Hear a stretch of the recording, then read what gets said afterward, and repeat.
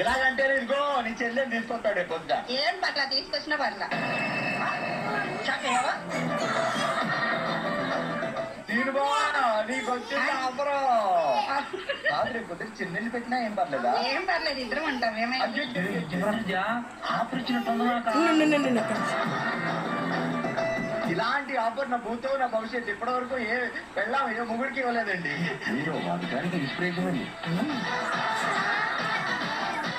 కలగంటి కలగంటి కలగంటి కలగంటి 100 కోట్లు లాటరీ వచ్చిందని కలగంటి 100 కోట్లు లాటరీ వచ్చిందని కలగంటి నీకేంటి నాకేంటి నీకేంటి నాకేంటి కలిసి పంచుకుందాం 50-50 కలిసి పంచుకుందాం 50-50. బోలో మొత్తం బోలో. నీకేంటి నీకేంటి